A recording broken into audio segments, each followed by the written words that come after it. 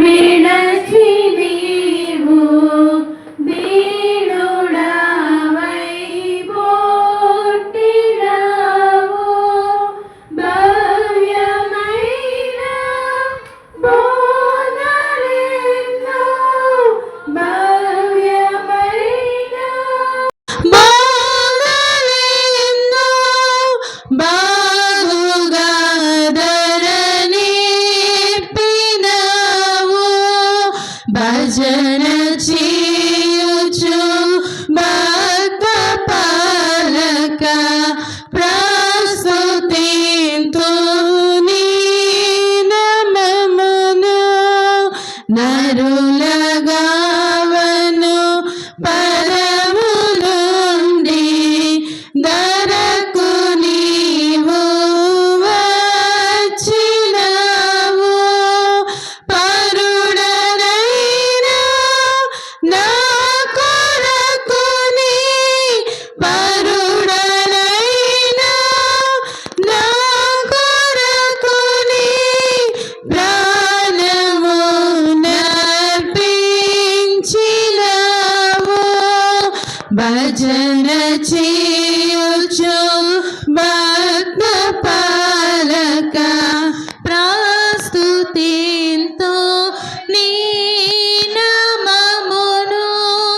చెడిన వాడా నైనా నన్ను చేరదీసి బ్రూచినావు. పడిన నాదు గోతి నుండి పడిన నాదు గోతి నుండి పైకి లేవనెత్తినావు.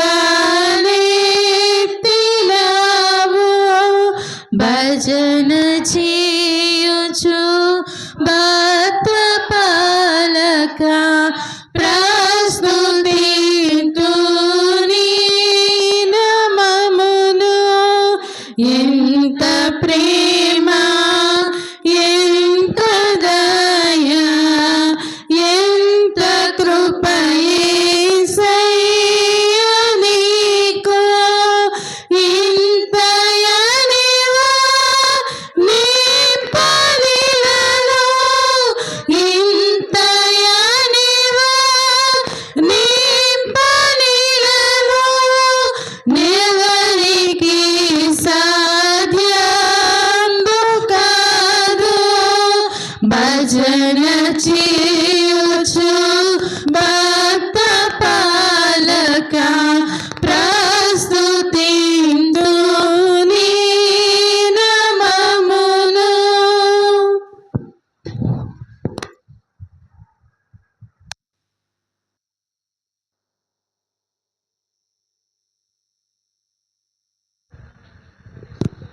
అందరూ కూర్చుందామండి, ప్రార్థన చేద్దాం.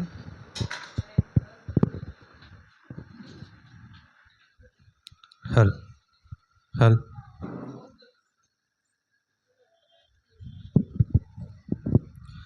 దయకలిగిన మా కన్న తండ్రి, మీ ఘనమైన ఉన్నతమైన నామమునకు వందనములు. దేవ, మీ యొక్క ఉన్నతమైన కృపను బట్టి మమ్మల్ని కాచి కాపాడిన విధానాన్ని బట్టి తండ్రి వందనములు. ఇటు రీతిగా తండ్రి దేవ, నీ పాద సన్నిధికి చేరి నేను స్తుతించి ఆరాధించి మిమ్మల్ని మహిమపరచుటకు మీరు మాకు దయచేసిన కృపను బట్టి వందనం. కేవలం వినివారు మాత్రమే ఉండి మమ్మల్ని మేము మోసం చేసుకోకుండా వాక్యానుసారంగా బ్రతుకుతూ మా జీవితాలను సరి చేసుకోవడానికి సహాయం దయచేస్తారని, కూడి వచ్చిన బిడ్డలను దీవించి ఆశీర్వదిస్తారని తండ్రి కోరుచు ఈ యొక్క ప్రార్థన క్రీస్తు నామమును బట్టి అడిగి వేడుకుంటున్నాం పరమ తండ్రి, ఆమేన్.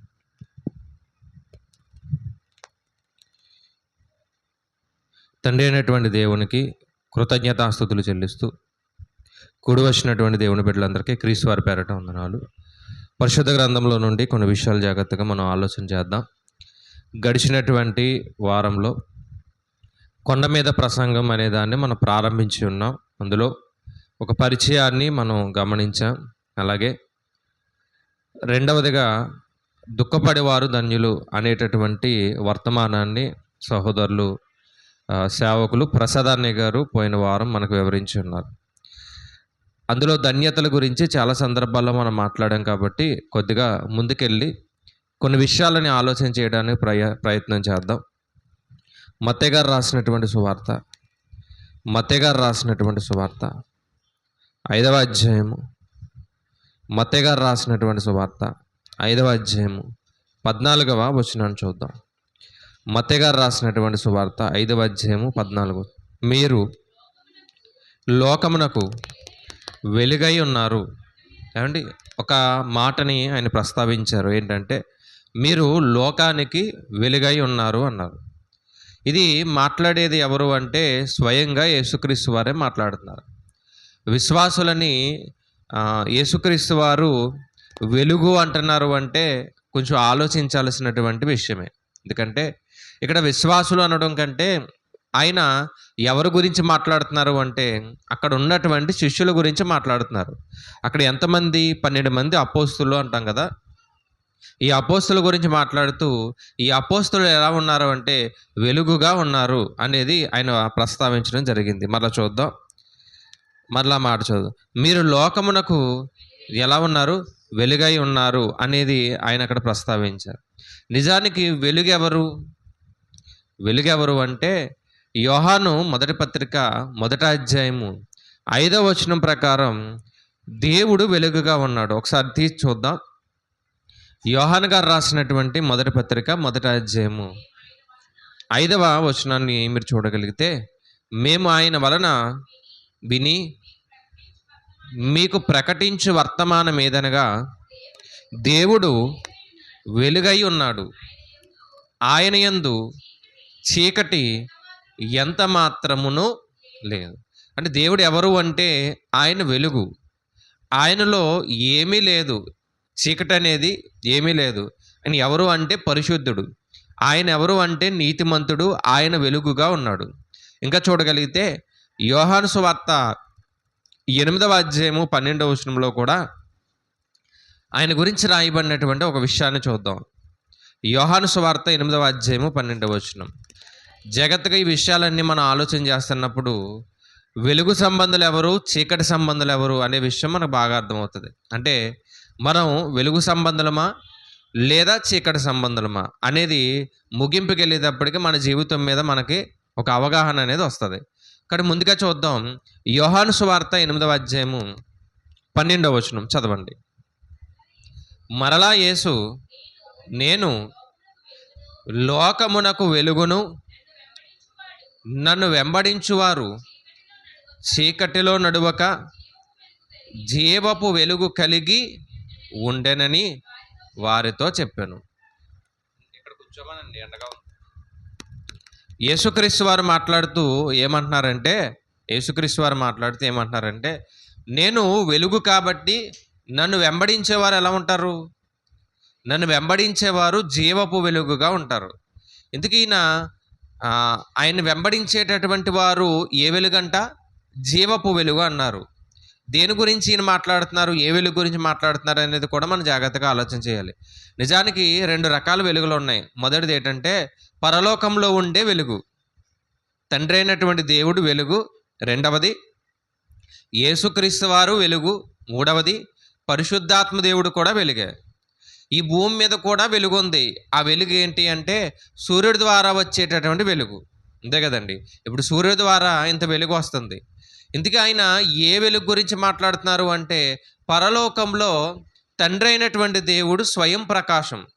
అంటే ఆయన వెలుగుగానే ఉన్నాడు. ఆయన మహిమను బట్టే పరలోకమంతా కూడా వెలుగుగా ఉంది.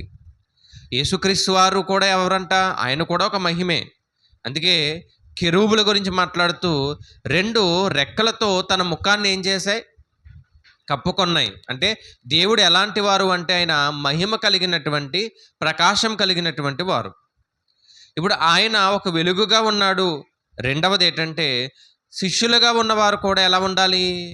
ఎలా ఉన్నారని చెప్పాడు ఆయన. ఎలా ఉండాలి కాదు, కానీ ఎలా ఉన్నారు అని చెప్పాడు. అంటే మీరు లోకానికి వెలుగుగా ఉండాలి అన్నాడా, వెలుగై ఉన్నారన్నాడా? లోకానికి వెలుగై ఉన్నారు. ఆ వెలుగు ఇప్పటికీ కూడా ఏమవుతుంది?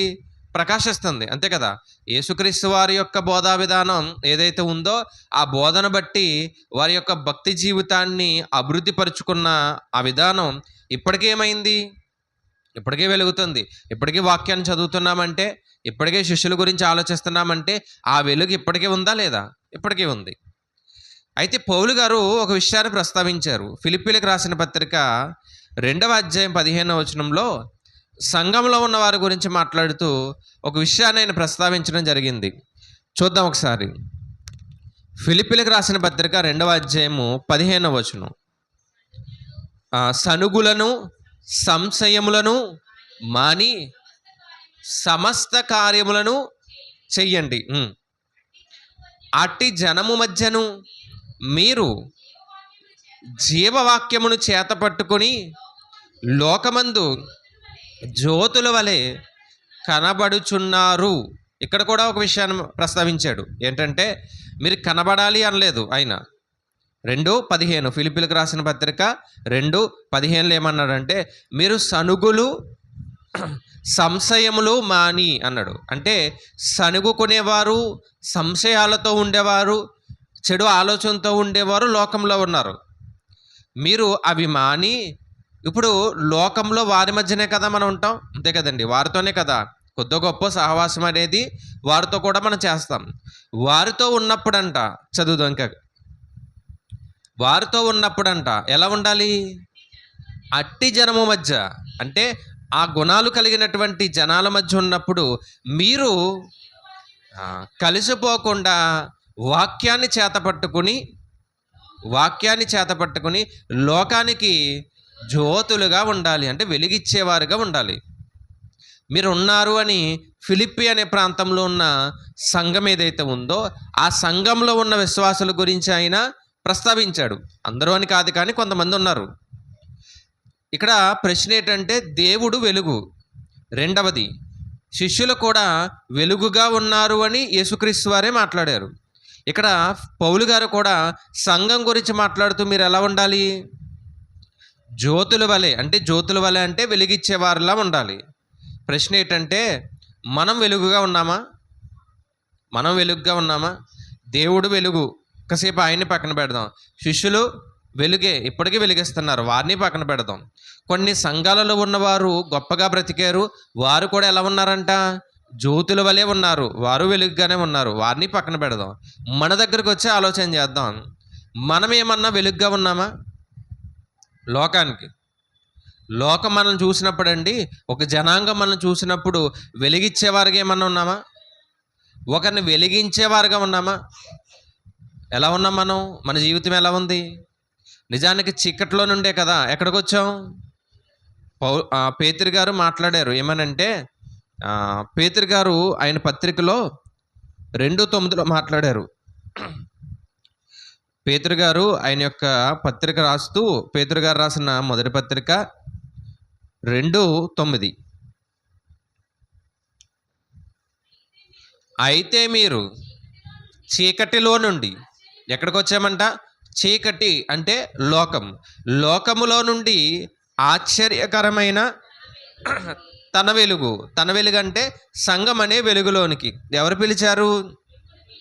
దేవుడు పిలిచాడు. కాబట్టి ఆ పిలిచిన వాని యొక్క గుణాతిశయాలను మనం ఏం చేయాలి? ప్రచురించాలి. అంటే మన అందరం కూడా లోకంలో ఉన్నవారమే. దేవుడు మనల్ని పిలిచాడు ఎక్కడికి? సంఘం అనే వెలుగులోనికి పిలిచాడు, సంఘానికి పిలిచాడు. వచ్చామా? వెలుగులోనికి వచ్చాం. వచ్చిన మనలో ఇంకా వెలుగు అలాగే ఉందా, లేదా చీకటి ఏమన్నా ఉందా? చీకటి ఎలాంటిదంటే నిర్గమకాండంలో 10వ అధ్యాయంలో 10 రకాల తెగుళ్ళు వచ్చాయి, తెలుసు కదండి. 10 రకాల తెగుళ్ళు వచ్చాయి. ఆ 10 రకాల తెగుల్లో చీకటి గురించి ఒక మాటను ప్రస్తావించారు ఆయన 10:21లో. గాఢాంధకారం అన్నారు. ఇంకో మాట కూడా ఏమంటే ఒకసారి తీద్దాం. అందుకు యెహోవా మోషేతో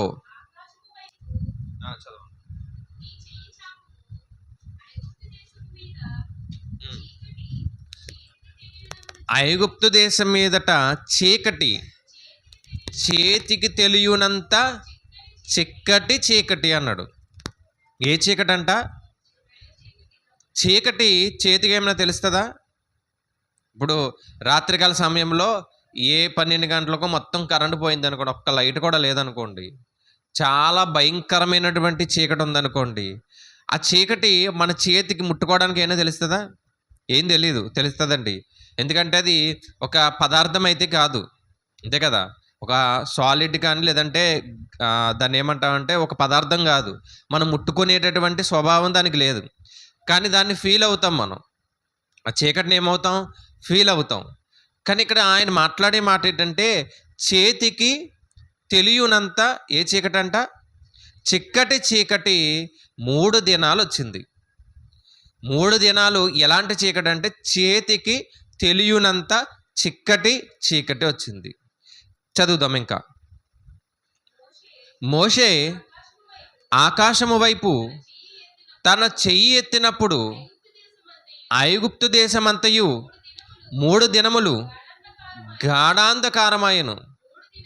3 దినములు ఒకరినొకరు కనుగొనలేదు. ఎవడును తానున్న చోట నుండి లేవలేకపోయెను. లేవలేదంటే వీళ్ళకి ఏమైనా జబ్బు వచ్చిందా? లేదు. లేవలేకపోయారు అంటే అసలు వీరు కూర్చున్నారో వారికి అర్థం కావట్లేదు, నిలబడ్డారో కూడా వారికి అర్థం కావట్లేదు.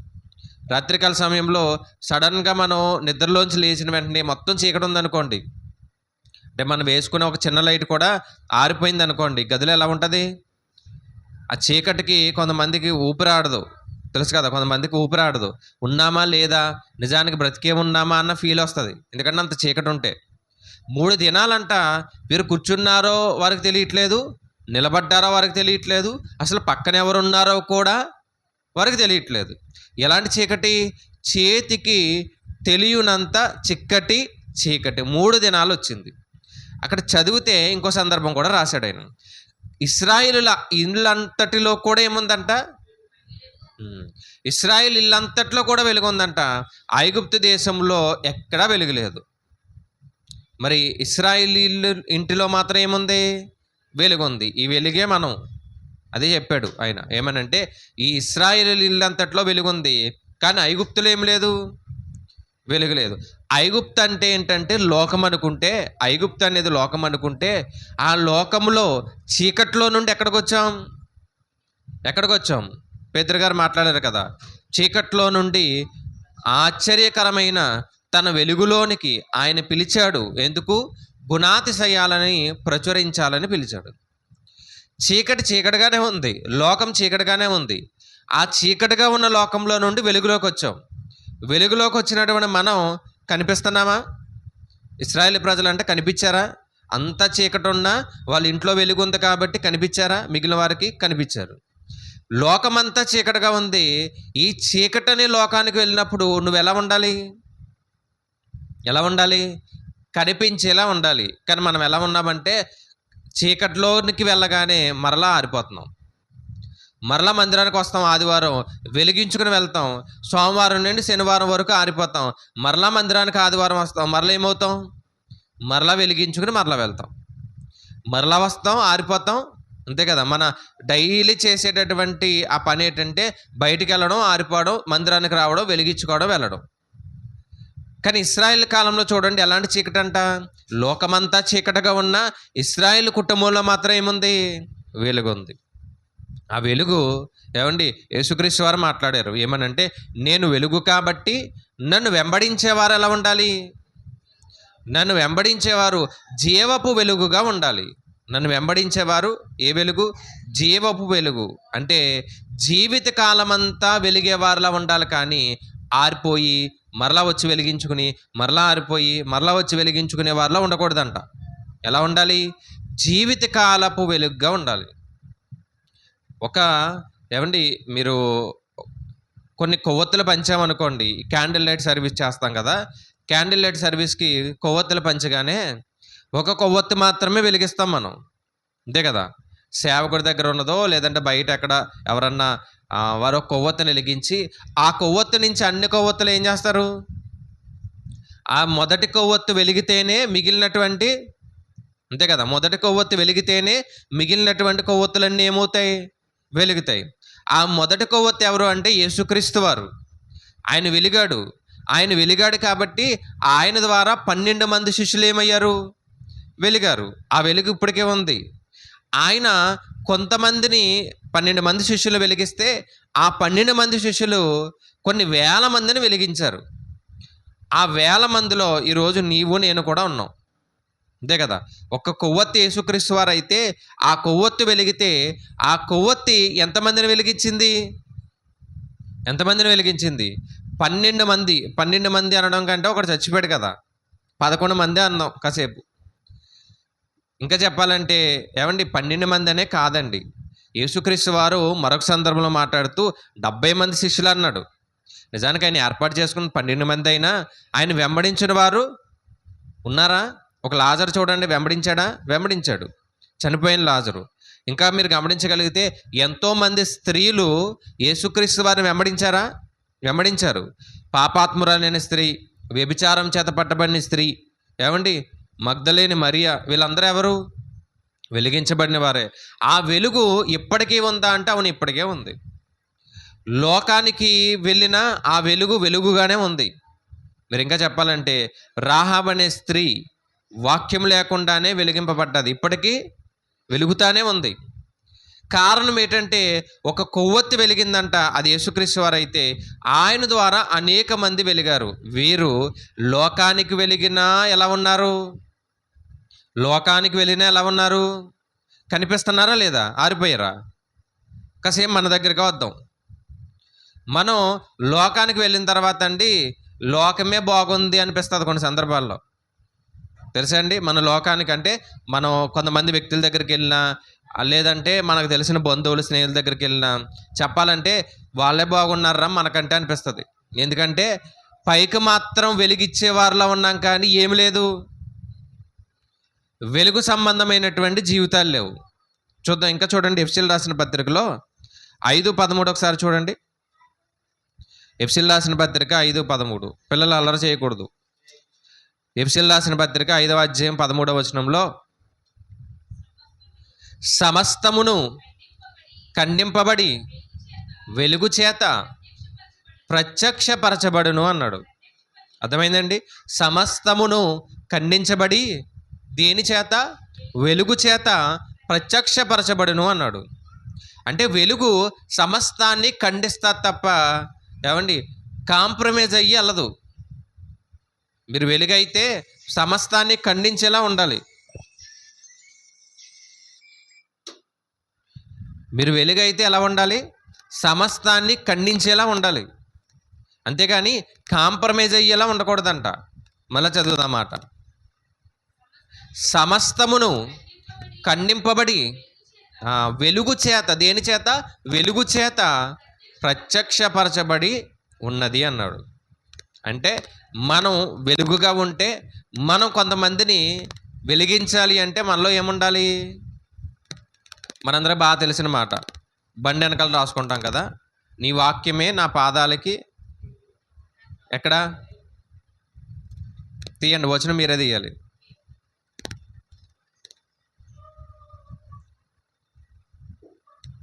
నా త్రోవలకి ఎలా ఉంది? వెలుగుగా ఉంది. తీయండి. కీర్తన గ్రంథము 119వ కీర్తన 105వ వచనం. నీ వాక్యము నా పాదమునకు దీపముగాను నా త్రోవకు వెలుగుగాను ఉన్నది. అంటే వాక్యము మనలో ఉంటే మనం వెలిగింపబడతాం. వాక్యం ఎప్పుడైతే మనలో ఉందో మనం వెలిగింపబడితే మనము కొంతమందిని ఏం చేస్తాం? వెలిగిస్తాం.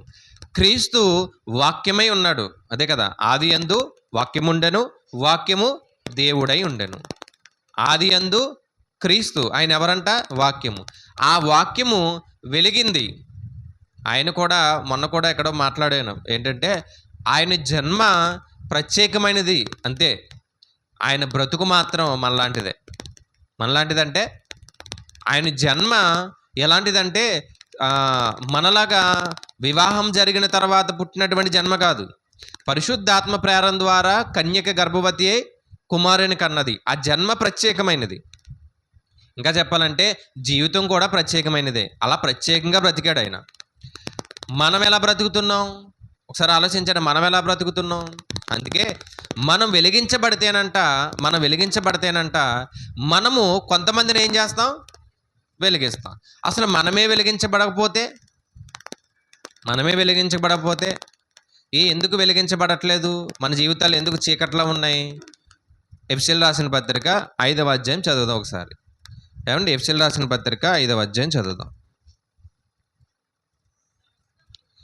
5వ అధ్యాయము 3 నుండి కొన్ని వచనాలు చదువుదాం. ఏమండి, ఈ పదాలు లేదంటే ఈ వాక్యాన్ని చదివినప్పుడు మనం వెలుగుగా ఉన్నామా, మనం చీకటిగా ఉన్నామా అనేది మనకు క్లారిటీ వచ్చేస్తుంది. ఎవరు చెప్పాల్సిన పని లేదు. మీరు వెలుగా చీకటాన్ని నేను చెప్పాల్సిన పని లేదు. నేను వెలుగా చీకటి అనేది మీరు నాకు చెప్పాల్సిన పని లేదు. మీరు చదివిన తర్వాత మీకు అర్థమవుతుంది. ఎఫెసీయులకు రాసిన పత్రిక 5వ అధ్యాయము ఎన్నో వచనం? 3వ వచనం. మీలో జారత్వమే కానీ, 2 అపవిత్రతయే కానీ, లోభత్వమే కానీ వీటి పేరైనను ఎత్తకూడదు అన్నాడు. ఏం ఎత్తకూడదంట? జారత్వము కానీ, అపవిత్రత కానీ, ఇంకోటి లోభత్వం కానీ వీటి పేరైనను ఎత్తకుడి. ఇది పరిశుద్ధులకు తగినది. కృతజ్ఞతావచనములే మీరు ఉచ్చరింపవలను కానీ బూతులైనను, పోకిరీ మాటలైనను, సరసోక్తులైనను ఉచ్చరింపకూడదు. ఇవి మాకు తగినవి అన్నాడు. అంతేనా? ఆయన అనలేదు, మనమే అంటున్నాం. ఇవి మనకి బాగా తగినవి. ఏంటి? కృతజ్ఞతావచనమే ఉచ్చరించండి అంటే బూతులు కానీ, ఇంకా పోకిరీ మాటలు, ఇంకా సరసోక్తులు మీకు తగవు అన్నాడు ఆయన. కానీ మనం ఎక్కువగా చేసే పని ఏంటంటే ఇదే. ఏమంటే బూత్ అంటే ఏదో పెద్ద పదాలు అనుకోకండి. బూత్ అంటే పెద్ద పదాలు అనుకోకండి. మీ ఆలోచన కూడా బూతే అన్నాడు దేవుడు. మీరు నోటి ద్వారా మాట్లాడడమే కాదు, మీ ఆలోచన కూడా ఎలాంటిది? మీరు చెడుగా ఆలోచిస్తున్నారంటే అది కూడా బూతే. తెలుసా అండి? చాలామంది అండి బూతు లేకపోతే మాటలు రావు. క్రైస్తవులకే, నేను ఎవరి గురించి మాట్లాడతలే, చాలామందికి మన క్రైస్తవుల్లోనే బూతు మాట లేకపోతే మాట్లాడరు వాళ్ళు. మరి అలా బ్రతుకుతున్నామంటే ఎలా ఉన్నా ఒకసారి ఆలోచించండి. కొంతమంది ఏం మాట్లాడాలన్నా బూతులే మాట్లాడతారు. కొంతమంది సాక్ష్యం చెప్పాలన్నా కూడా బూతులోనే చెప్పేస్తున్నారు. సాక్ష్యం చెప్పాలన్నా అంటే సాక్ష్యాల్లో కూడా ఏంటి వాగేస్తున్నారంటే ఇంకా రెగ్యులర్గా మాట్లాడుతున్నాం కాబట్టి ఇక్కడ మందిరంలో ఉన్నామా, ప్రార్థన చేస్తున్నామా, సాక్ష్యం చెప్తున్నామా, ఎవరితో మాట్లాడుతున్నాం? కొంతమంది అండి ఏమండి సేవకులు ఉన్నారన్న ఆలోచన కూడా లేకుండా బూతులు మాట్లాడతారు. వాళ్ళతో కూడా మాట్లాడేస్తారు. అదేంటో ఈ ఆలోచన ఎప్పుడైతే మనలో ఉందో మీరు వెలుగులో ఉన్నట్టు కాదు, మీరు ఎక్కడున్నారు? చీకట్లో ఉన్నట్టు. మళ్ళీ చదవండి.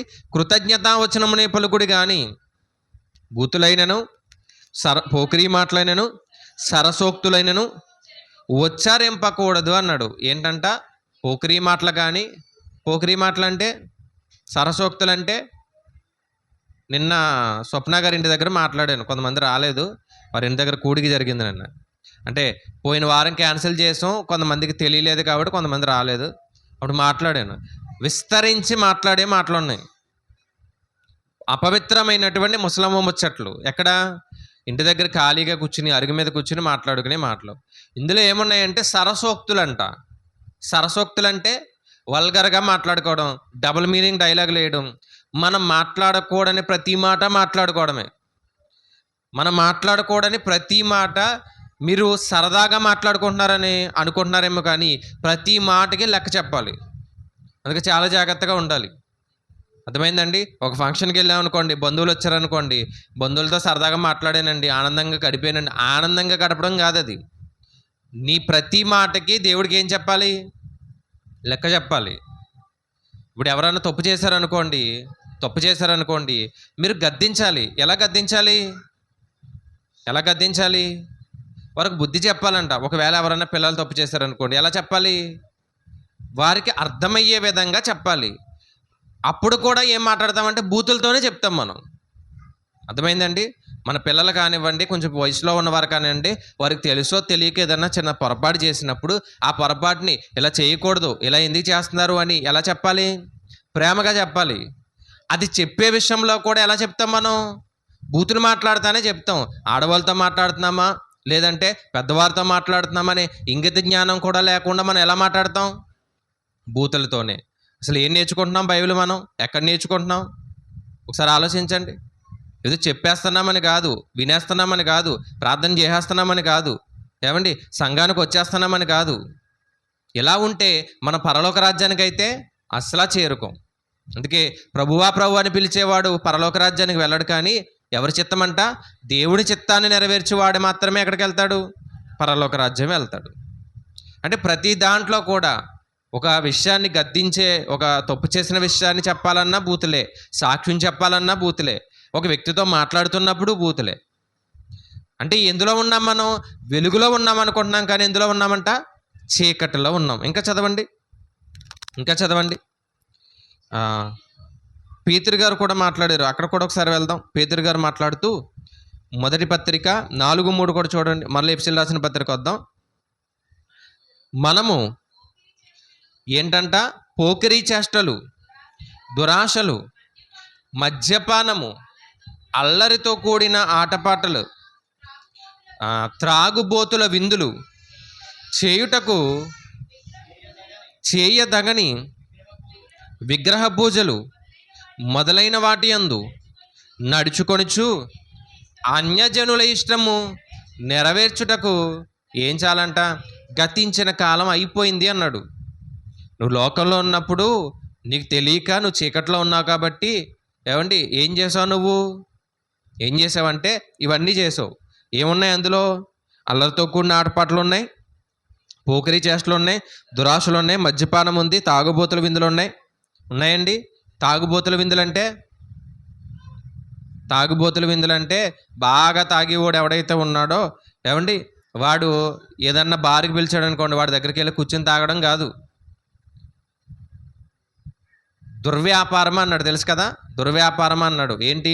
అదే చదువుతున్నప్పుడు అండి, అపరిమితం అన్నాడు ఇక్కడ 4వ వచనంలో. అపరిమితం అంటే తప్పిపోయిన కుమారుడు ఆస్తినంతటిని పోగొట్టుకున్నాడు. ఏం చేశాడంటే దుర్వ్యాపారం చేత పోగొట్టుకున్నాడంట. ఇందుకే ఏ దుర్వ్యాపారం? పోకిరీ చేష్టలు, దురాశలు, అల్లరితో కూడిన ఆటపాట్లు, ఇంకా తాగుబోతుల విందులు. ఇవన్నీ చేసి తప్పిపోయినటువంటి కుమారుడండి తన జీవితాన్ని పోగొట్టుకున్నాడు, తన జీవితాన్ని నాశనం చేసుకున్నాడు. తను లోకంలో ఉన్నాడు కాబట్టి, తనకు తెలియదు కాబట్టి సరే మారాడు. తర్వాత మారాడు. మనం కూడా అలాంటి వారమే. ఎలాంటి వారం అంటే మనకు తెలియదు కాబట్టి లోకంలో ఉన్నప్పుడు చేసాం. మరి వెలుగులోనికి వచ్చిన తర్వాత కూడా ఏం చేస్తున్నాం? మనం వెలుగులోకి వచ్చిన తర్వాత కూడా ఏం చేస్తున్నాం? మరలా ఇవే తాగుబోతుల విందులు. అంటే కొంతమంది ఏమండి కూర్చుని చేసేటటువంటి అల్లరి, పోకిరీ మాటలు. అందుకే చాలాసార్లు చెప్తాను, ఖాళీగా ఉంటే బైబిల్ చదవండి, లేదంటే ఇంట్లో కూర్చోండి, కానీ ఎక్కడొద్దు తాగుబోతుల విందులు. అంటే తాగేవారితో కలిసి తిరగడం, లేదంటే ఇలాంటి కార్యక్రమాలు చేయడం, ఇవి కాదు. సంతోషించండి అని దేవుడు చెప్పాడు. ఎలా? నీ కుటుంబంతో కలిసి ఆనందించు. నీ కుటుంబంతో కలిసి ఆనందించే దాంట్లో కూడా అది దేవునికి మహిమకరంగానే ఉండాలి. అంతే, దేవునికి మహిమకరంగానే నువ్వు ఆనందించు. కుటుంబాన్ని ఇచ్చాడు కాబట్టి ఖచ్చితంగా కుటుంబంతో కలిసి ఏం చేయాలి? ఆనందించాలి. ఆ కుటుంబంతో కలిసి ఆనందించే దాంట్లో కూడా ఒకవేళ పాపం ఉంది అంటే, అందుకే మనము ఎవరి ఇష్టాన్ని చేస్తున్నామో తెలుసా? చూడండి, అన్యజనుల ఇష్టము అన్నాడు. చూడండి, ఎవరి ఇష్టమంట? అన్యజనుల ఇష్టము నెరవేర్చుటకు గతించిన కాలమే చాలు. అయిపోయింది కదా, నువ్వు చేసేసావు. మరి ఇప్పుడు ఎక్కడికి వచ్చావు? వెలుగులోనికి వచ్చావు. వెలుగులోనికి వచ్చిన తర్వాత కూడా ఎవరిష్టం అండి? దేవుని ఇష్టం లేదు. ఎవరిష్టం చెప్పండి? ఎవరిష్టం అంట? అన్యజనుల ఇష్టం అంట. అన్యజనుల ఇష్టం అంటే తెలుసా అండి? ముహూర్తాలు పెట్టుకోవడం. వారు చేసుకుంటారు, అది వారికి మంచిది, మనకు కాదు. ఏమండి ఇంకెక్కడికండి? చేయకూడనటువంటి ఎన్నో పనులు చేసుకుంటూ ఉంటాం మనం, తెలుసండి? ఇది ఎవరిష్టం? ఒక పుట్టినరోజు కార్యక్రమం చేసిన, ఏమండి ఒక యవ్వనస్తురాలికి ఒక కార్యక్రమం చేసిన, రెండవది ఒక వయసు వచ్చినటువంటి అమ్మాయికి వివాహం చేసిన లేదా అబ్బాయికి వివాహం చేసిన, దేవుని చిత్త ప్రకారం కాకుండా అన్యజనుల ఇష్ట ప్రకారం. అన్యజనులు అంటే ఏమండి?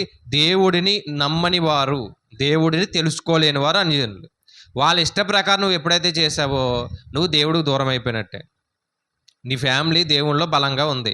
నీ ఒక ఫ్యామిలీ, మనకి ఒక 4 అన్నలు ఉన్నారనుకోండి, ఉదాహరణకు ఒక కుటుంబంలో ఒక 4 అన్నలు ఉన్నారు. ఒక కుటుంబం మాత్రమే మారింది, మిగిలిన ముగ్గురు ఏం చేయలేదు? మారలేదు. ఇప్పుడు నీ ఇంట్లో ఒక శుభకార్యం చెయ్యాలి, ఒక మంచి కార్యం చేయాలి. ఈ మంచి కార్యం చేస్తున్నప్పుడు నువ్వు ఎవరి సలహా తీసుకోవాలి? ఎవరి సలహా తీసుకోవాలి? లోకమండి మన దగ్గరకు వచ్చి అడుగుతుంది. అడగాల నిజానికి. ఇక్కడ రివర్స్ ఏంటంటే లోకం దగ్గరికి వెళ్ళి మనం అడుగుతాం. ఎంతమైందండి? లోకం మన దగ్గరకు వచ్చి అడగాలి. అయ్యా మరి ఇది చేస్తున్నాము, మీరు ప్రార్థన చెయ్యండి అని వాళ్ళు అడుగుతారు. అది అడగాలి, అది రూల్ అది. కానీ విషయం ఏంటంటే మనం అందరినీ వదిలేసి ఎక్కడికి వెళ్తాం? లోకం దగ్గరికి వెళ్ళి అన్న దగ్గరకో తమ్ముడి దగ్గరకో పెద్దమ్మలు ఉంటారు కదా, పెద్ద పెద్ద వాళ్ళ దగ్గరికి వెళ్ళి మరి ఇది ఈ కార్యం ఎలా చేయమంటావు అని అడిగితే ఆవిడేం చెప్తుంది? మొత్తం లిస్ట్ అంతా తెస్తుంది. ఇదిగో ఈ పసుపై కారమే ఏమండి కుంకుమే ఇదే అదే మొత్తం అన్నీ చెప్తుంది. ఇది కట్టు అది కట్టు తెలుసా అండి? మొత్తం అన్నీ కడతారు. ఒక రాట కూడా కట్టేస్తారు. మళ్ళీ కట్టేసిన తర్వాత ఏమంటారు? అదండి దేనికి కట్టామంటే దాన్ని అంటారు కదా, పందిరికి కట్టామండి అంటారు. అన్నీ అయిపోయిన తర్వాత మళ్ళీ మనం పెద్ద ప్రార్థనా పరుల్లాగా దాంట్లో నూనె వేస్తాం. అన్నీ అయిపోయిన తర్వాత తెలుసండి, అన్నీ అయిపోయిన తర్వాత ఏమేస్తాం? మళ్ళీ నూనె లేదా నూనె వేసానండి ప్రార్థన నూనె అంటాం. అంటే చేయాల్సిన పనులన్నీ చేసేసిన తర్వాత మరలా ఏం చెప్పుకుంటామంటే ప్రార్థన నూనె అండి అంటాం. అర్థమైందండి? ఇవి కాదండి చెయ్యాల్సింది. ఏంటంటే ఏది చేసినా ప్రార్థన ద్వారా ప్రారంభించండి. ఇది మంచిది అది చెడుది ఏమీ లేదు. అన్ని దినాలు అలాంటివంట. మంగళవారం మంచిది, శుక్రవారం మంచిది కాదు, ఏమంటే బుధవారం ఇది ఏమీ లేవు. ఎక్కడన్నా ఉందా? ఎక్కడా లేదు. అన్నీ మంచివే. నీ బుద్ధి మంచిగా ఉండాలంతే. నీ బుద్ధి మంచిది కాదు కాబట్టి నువ్వేమనుకుంటావు? మంగళవారం మంచిది కాదు, శుక్రవారం మంచిది కాదు అనుకుంటావు. నీ బుద్ధే మంచిదైతే అన్నీ మంచివే, అందరూ మంచోళ్ళే. మన బుద్ధి మంచిది కాదు కాబట్టి మనం ఎవరి ఇష్టానుసారంగా వెళ్తున్నామంట? అన్యజనుల ఇష్టానుసారంగా. అందుకే మరలా చెప్తున్నా, మీ ఇంట్లో ఏ కార్యం జరగాలన్నా ఫస్ట్ మీరు ప్రార్థన చేసుకోండి. ఇదిగో చేసి ఒక ఆయన ఉంటాడు కదా, కాపర్ ఉంటాడు కదా, ఆ కాపర్ని సంప్రదించి ఎప్పుడైతే ఆయనకు అవకాశం ఉంటుందో, ఎప్పుడైతే ఆయన కుదురుతుందో అప్పుడు చేయండి. అది చాలా మంచిది. ఫస్ట్ ఈ కార్యం చేయాలా, ప్రార్థన చేసుకోండి అంతే. ఇప్పుడు పుట్టినరోజు ఉందనుకోండి, ఖచ్చితంగా ఆ డేట్నే చేయాలి, తప్పదు. ఎందుకు? ఆ రోజు పుట్టాడు కాబట్టి ఆ రోజు చెయ్యాలి అంతే కదా. ఒక వ్యక్తి మరణించాడు అనుకోండి, మరణించిన తర్వాత మరలా ఎప్పుడు చేస్తాం మన కార్యక్రమం? బైబిల్ ప్రకారంగానే ఆలోచిద్దాం. ఎప్పుడు చేయాలి? మరలా ఎప్పుడైతే మరణించాడో అప్పుడే కదా జ్ఞాపకం చేసుకుంటాం కదా, అంతే కదా రూల్ అది. నువ్వు క్రైస్తవుడు అయ్యి ఉండి కూడా నువ్వు 11వ నెల చేస్తున్నావంటే మరి నిన్నేమనాలి? అప్పుడు ఎప్పుడు చేయాలి? ఇదిగోండి ఇప్పుడు ఇది 26 కదా, 26 డేట్. ఒకవేళ ఈరోజు ఎవరన్నా చనిపోయారు అనుకోండి, మరలా ఎప్పుడు చేయాలి?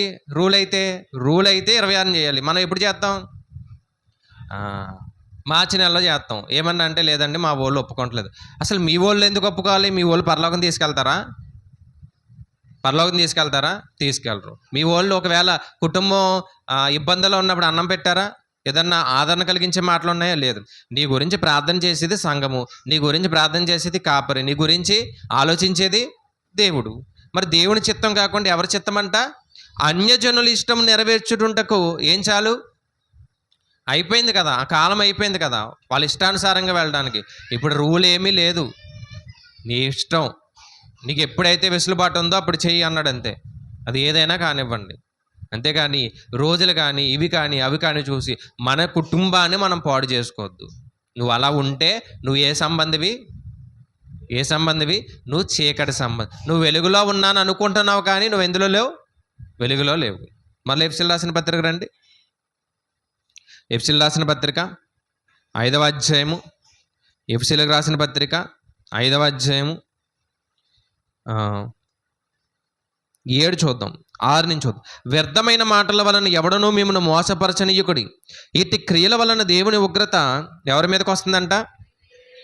అవిధేయులైన వారి మీదకి వచ్చును. గనుక అట్టివారితో పాలివారై ఉండుటకు ఉండకుడి. మీరు పూర్వమందు ఎలా ఉన్నారు? చీకటి అయి ఉన్నారు. అంతే కదా. పూర్వమందు ఎలా ఉన్నామంట? మనం చీకటిగానే ఉన్నాం. మరి ఇప్పుడు ప్రభువునందు ఎలా ఉన్నామంట? ఇప్పుడైతే ప్రభువునందు వెలుగై ఉన్నాం. పూర్వం ఎలా ఉన్నాం? పూర్వం ఎలా ఉన్నామంటే చీకటి సంబంధులుగా ఉన్నాం, చీకటితోనే నిండిపోయాం. మరి ఇప్పుడు ఎందులోకి వచ్చాం? ప్రభువునందు ఎలా ఉన్నామంట? వెలుగు. యోహాను సువార్త చూడండి 3:19 కూడా ప్రభువు వెలుగుగా మాట్లాడారు చూడండి. యోహాను సువార్త 3వ అధ్యాయము 19వ వచనం చదవండి అమ్మా. వెలుగు లోకమునకు వచ్చెను, గాని తమ క్రియలు చెడ్డవైనందున మనుషులు వెలుగును ప్రేమింపక దేన్ని ప్రేమించారు? చీకటినే ప్రేమించారు. దేన్ని ప్రేమించలేదు? వెలుగుని. ఆ వెలుగు లోకానికి వచ్చిందంట. ఏ వెలుగు? పరలోకంలో ఉన్నటువంటి క్రీస్తు అనే వెలుగు లోకానికి వచ్చింది. లోకానికి వచ్చినటువంటి వెలుగు ఎవరికి నచ్చలేదు? లోకానికి నచ్చలేదు. ఎందుకంటే లోకము దేనితో నిండిపోయింది? చీకటితో నిండిపోయింది. ఏ చీకటి అంటే పోకిరీ మాటలు, ఇంకా సరసోక్తులు, అలాగే ఏమండి దురాశలు, విగ్రహ పూజలు, అన్యజనుల ఇష్టం నెరవేర్చడం. ఒకవేళ మనం అలా ఉన్నామా? ఒకసారి ఆలోచించుకొని వీటన్నిటినీ కూడా తీసివేయడానికి మనం ఏం చేయాలి? ప్రయత్నం చేయాలి. పోకిరీ మాటలు వద్దు, సరసోక్తులు వద్దు, ఏమండి ఇంకా దూషించే మాటలు వద్దు, బూతులు వద్దంట. ఏం పలకాలి? నీ నోట నుండి ఏం రావాలి? కృతజ్ఞతావచనమే రావాలి. ఒక వ్యక్తిని బలపరిచే విధంగా మాట్లాడాలి, కానీ ఒక వ్యక్తిని కించపరిచే విధంగా మాట్లాడకూడదు. నిన్న మాట్లాడాం సామెతల గ్రంథంలో, కత్తిపోటు వంటి మాటలు. ఎలాంటి మాటలు అంట? కత్తిపోటు వంటి మాటలు. ఒకవేళ నువ్వు ఇలా ఉన్నావేమో, ఇలా ఉండకని చెప్తున్నాడు దేవుడు. ఎందుకంటే ఆయన వెలుగు కాబట్టి ఆయన వెంబడించేవారు ఎలా ఉండాలి? ఆయన వెలుగేనా? ఆయన ఎంత వెలుగు అంటే ఏమండి, పేతురు గారు అనుకుంటా ఆయన గురించి మాట్లాడుతూ, ఆయన నోట నుండి కూడా ఏం రాలేదంట? ఆయన నోట కపటము లేదు, ఆయన ఆలోచనలో కూడా ఏం లేదు, పాపం లేదు. ఆయన బ్రతికిన 33.5 సంవత్సరాల్లోనండి నోటి ద్వారా కానీ హృదయం ద్వారా కానీ ఒక్క పాపము కూడా చెయ్యకుండా పరిశుద్ధంగా బ్రతికినటువంటి ఒక పరిశుద్ధుడు ఎవరు? యేసుక్రీస్తు ప్రభువారు. మరి ఆయన్నే కదా మనం వెంబడిస్తున్నాం. మరి ఎలా ఉండాలి? చూడండి, యోబు గారు కూడా మాట్లాడుతూ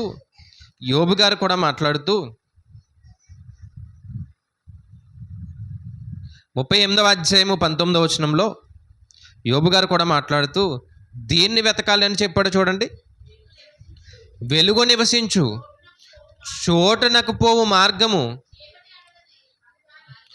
మార్గం ఏది అన్నాడు చూడండి. 38:19లో వెలుగు నివసించు చోటునకు పోవు మార్గం ఏది? వెలుగు క్రీస్తు అయితే ఆయన దగ్గరికి వెళ్ళే మార్గం ఏది? సంఘమే. అంతే కదండి. ఆయన దగ్గరికి వెళ్ళే మార్గం సంఘం. ఈ సంఘం ద్వారానే కదా పరలోక రాజ్యానికి మన ప్రయాణం అనేది కొనసాగుతుంది. అంతే కదా. లోకం అంటే లోకంలో నుండి చీకట్లో నుండి వెలుగులోనికి వచ్చాం. ఈ వెలుగులో మనం చాలా విషయాలు నేర్చుకుని ఎక్కడికి వెళ్ళాలి? పరలోక రాజ్యానికి. మళ్ళీ చదువుదామాట. చీకటి అణుదాని ఉనికి పట్టు ఏది? ఎక్కడికి వెళ్ళాలి? వెలుగుని వెతకండి. వెలుగు నివసించే చోటుకి పోయే మార్గం ఏది? ఎప్పుడూ కూడా చీకటినే ఆలోచిస్తాం, చీకటి గురించే ఆలోచన. అక్కడికే మనం ఎలా ఉంటామంటే ఇష్టంగా ఉంటాం. మన జీవితం అంతా కూడా చీకట్లోనే ఇష్టంగా ఉంటుంది.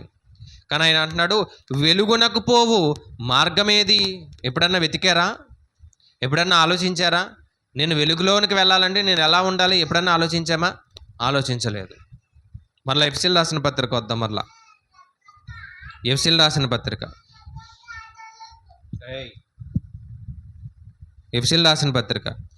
5వ అధ్యాయము ఎన్నో వచనం చదివాం? 8 చూద్దాం. మీరు పూర్వమందు ఎలా ఉన్నారు? చీకటిగా ఉన్నారు. ఇప్పుడైతే ప్రభువునందు వెలుగై ఉన్నారు. వెలుగు ఫలం అంట ఏమండి? ప్రభువునందు వెలుగై ఉన్నారు. ఇప్పుడు వెలుగు ఫలము సత్క్రియలు అన్నాడు. వెలుగు ఫలం ఏంటి? సత్క్రియలు. ఫలం అంటే ప్రతిఫలం ఇవ్వాలి. మనం వెలుగు సంబంధం కాబట్టి దేవునికి ఏమి ఇవ్వాలి? ప్రతిఫలం. అప్పుడు ఆయన మనకి ఏమిస్తాడు? అంతే కదండి. మనకు జీతం ఇస్తాడా లేదా? క్రీస్తు 2వ రాకల్లో ఏం తెస్తున్నాడంట? జీతాన్ని తెస్తాను అన్నాడు. ఎవరి జీతాన్ని వారికి ఏం చేస్తాను? అప్పగిస్తాను అన్నాడు. ఇప్పుడు ఆయన మనకు జీతాన్ని ఇవ్వాలంటే ఫస్ట్ మనం ఏం చేయాలి? పని చెయ్యాలి. ఏ పని చెయ్యాలి చూడండి. వెలుగు సంబంధులు ఎలా ఉంటారు అంటే సమస్త విధములైన మంచితనం, కొన్ని విషయాల్లో కాదంట, అన్ని విషయాల్లోని మంచితనం ఉంటుంది. ఒక వ్యక్తిని ఒకలా చూసి ఒక వ్యక్తిని ఒకలా చూసే గుణం ఉండదంట. ఏమండి, ఒక వ్యక్తిని ప్రేమించి ఒక వ్యక్తిని ప్రేమించలేని గుణం ఉండదంట. అర్థమైందండి? ఒక కుటుంబాన్ని ప్రేమించి ఒక కుటుంబాన్ని ద్వేషించే గుణం ఉండదంట. అందరినీ ఒకలాగే చూస్తారు. సమస్త విధములైన మంచితనం అనలేదైనా, సమస్త విధాల్లో కూడా ఏముంది? సమస్త విధాల్లో మంచితనం. అన్ని విషయాల్లో కాంప్రమైజ్ అయిపోతారు. కొంతమందిని చూడండి, తప్పు వాళ్ళది ఉన్నా కాంప్రమైజ్ అవుతారు. కారణం ఏంటి? వాక్యం తెలుసున్న వాళ్ళే, అందరూ కాదు. ఇంకా నీతి, మూడవది సత్యము అని వాటిలో కనబడుతుంది. అర్థమైందండి? వెలుగు ఫలము ఎందులో కనిపిస్తుందంట? ఎందులో కనిపిస్తుంది? మంచితనంలో కనిపిస్తుంది, రెండవది నీతిలో కనిపిస్తుంది, మూడవది సత్యంలో కనిపిస్తుంది. అంటే వాక్యం నేర్చుకున్న మనలో మంచితనం ఉండాలి, రెండవది మనలో నీతి ఉండాలి. అందుకే ప్రభువు మాట్లాడితే ఏమన్నారంటే, మొదట ఏం వెతకాలి? నా నీతిని, నా రాజ్యమును. 5:9 మరలా చదువుతాం. ఎఫ్సి 5:9.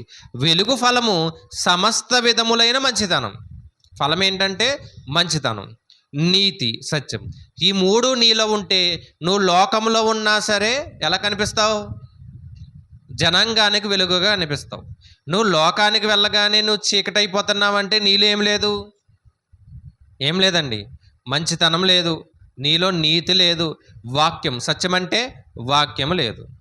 మరి ఇక్కడికి ఎందుకు వస్తున్నాం? ఆదివారం మందిరానికి ఎందుకు వస్తాం? మందిరానికి ఎందుకు వస్తామండి? ఎవరు మాట్లాడతలేదు. ఆదివారం మందిరానికి ఎందుకు వస్తాం మనం? కొంచెం గట్టిగా, నాకు వినిపించలేదు. మనలో ఉన్నటువంటి లోపాలని సరి చేసుకోవడానికి, అంతేనా? అలా వచ్చి సరి చేసుకుని వెళ్ళాలి, అంతే కదా? మనం ఈరోజు ఒక విషయాన్ని నేర్చుకున్నామంటే దాన్ని ఏం చేయాలి? ఇక్కడ సరి చేసుకుని వెళ్ళిపోవాలి. ఈ వారం అంతా సరి చేసుకోవడానికి ప్రయత్నం చేసి వచ్చే ఆదివారానికి అది మనలో ఉండకూడదు, అంతేనా? వచ్చే ఆదివారానికి మనలో ఉండకూడదు. పోనీ అది కొంచెం కష్టమండి అంటే సరే, ఒక నెల రోజులు టైం తీసుకుందాం. ఏదో ఒక విషయం ఉందనుకోండి. ఇప్పుడు పోకిరి మాటలు అన్నాను ఇందాక, మనలో ఉన్నాయనుకోండి. ఒకవేళ ఈరోజు వాక్యం గద్దించగానే మనం ఏం చేయాలి? ఈ వారం అంతా తీసేయడానికి ప్రయత్నం చేయాలి. అందుకే యెహోవా గ్రంథాన్ని దివారాత్రములు జ్ఞానించేవాడు ధన్యుడు అన్నాడు. జ్ఞానించడం అంటే తీసేయాలి. ఫస్ట్ మనలో వాక్యం వెళ్ళగానే లోపల ఉన్నటువంటి కుళ్ళు కుతంత్రాలు తీసేయాలి. కొంచెం ఎక్కువ ఉందండి, వారం రోజులు సరిపోదు అంటే 2 వారాలు తీసుకోండి. ఎక్కువ ఉందండి, 2 వారాలు సరిపోదు, నెల తీసుకోండి. పోనీ నెల రోజులు ఏమవ్వాలి? సరే తీసేయాలి. లేదండి ఓ 10 సంవత్సరాలు పడుతుంది అంటే నువ్వు తీసేయలేవు, అంతే కదా? 10 సంవత్సరాలు పడుతుందని తీసేయలేవు. ఒక నెల, 2 నెలలు ఏదన్నా కానివ్వండి తీసేసి మరలా మందిరానికి ఎలా రావాలి? పరిశుద్ధంగా రావాలి. తర్వాత ఇంకో వచనం తగిలింది నీకు, ఒకవేళ అది ఉంది, అప్పుడు నువ్వేం చేయాలి? అది తీసేయాలి. అంటే ఇక్కడికి ఎందుకు వస్తున్నావంటే, ఏమండి, కలుపు మొక్కలను పీకించుకోవడానికి, అంతే. సంఘం అంటే వ్యవసాయంతో పోల్చారు కదా, సంఘానికి ఎందుకు వస్తాం అంటే, లేదా పొలానికి ఎందుకు వెళ్తాం మనం అంటే, మంచి విత్తనాలు నాటి కలుపు మొక్కలు అంటే పనికిరాని ఉంటాయి కదా, దాన్ని తీసేస్తాం. ఇక్కడికి వచ్చి ప్రతి దాన్ని తీసి బయట పడవేసి మరలా కొత్తగా వస్తాం. ఒకవేళ ఇంకా ఏదన్నా ఉందేమో దాన్ని కూడా ఏం చేయాలి? అంతే కదా? నాలో ఈ తప్పు ఉందని ఇక్కడికి వస్తేనే తెలుస్తుంది. మీలో ఏ తప్పు ఉంది అనేది ఎక్కడికి రావాలి? ఇక్కడికి వస్తేనే తెలుస్తుంది. అలా వెలుగు ఫలం ఏంటంట? నీతి, మంచితనం, సత్యము. ఇంకా చదువుదాం. గనుక ప్రభువుకి ఏది ప్రీతికరమైనదో దాన్ని పరీక్షించుచు ఎలా ఉండాలి? వెలుగు సంబంధులుగా ఉండాలి అన్నాడు. ఎలా ఉండాలంట? వెలుగు సంబంధులుగా ఉండాలి. నువ్వు అలా ఉంటే నువ్వు ఎలా కనబడతావో తెలుసా? మరలా మత్తయి సువార్తకు వెళ్ళిపోదాం. చివరిగా మత్తయి సువార్త 5:14. మీరు లోకమునకు వెలుగై ఉన్నారు, కొండ మీద నుండి పట్టణము మరుగై ఉండనేరదు అన్నాడు. అంతే కదా? యేసుక్రీస్తు వారు ఉన్న కాలాన్ని బట్టి మాట్లాడాడు.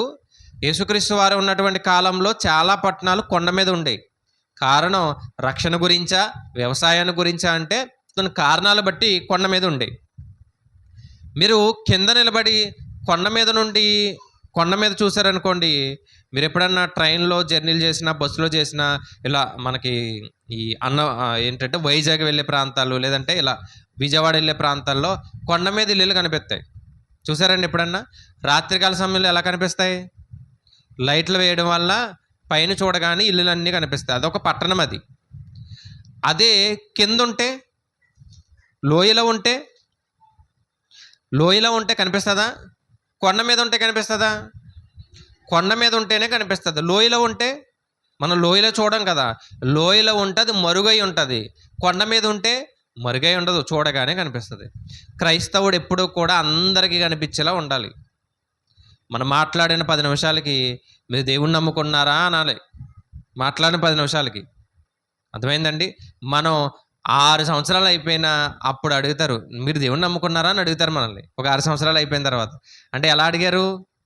అనుమానంగా అడిగారు. ఏంటి మీరు నమ్ముకున్నారా దేవుణ్ణి? అంటే వాళ్ళు చేసేవి మనం చేస్తాం, మనం చేసి వాళ్ళు చేస్తున్నారు కాబట్టి మనకి వాళ్ళకి ఏం లేదు, తేడా లేదు. అప్పుడు మీరు నమ్ముకున్నారా అని అడుగుతారు. ఎప్పుడంటే మనం చెప్తే. అలా కాదంట.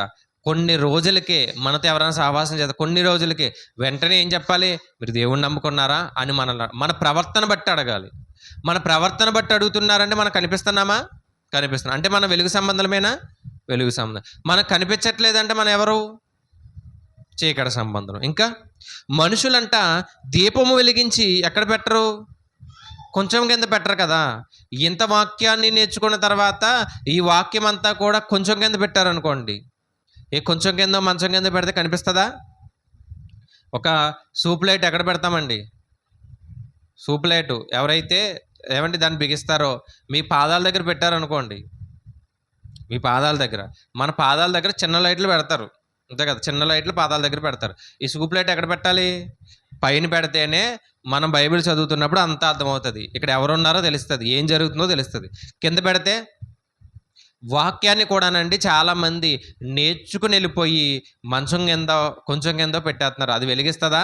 వెలిగవదు. మన జీవితాల్లో దాన్ని అన్వయించుకుంటే అప్పుడు మనం ఎలా మారుతామంట? వెలుగుగా మారుతాం. కిందకి చదువుదాం ఇంకా. కానీ అది ఇంట నుండి వారందరికీ వెలిగిచ్చుటకే దీపస్తంభం మీదనే పెట్టుదురు. మనుషులు మీ సత్క్రియలను చూచి, ఎవరు?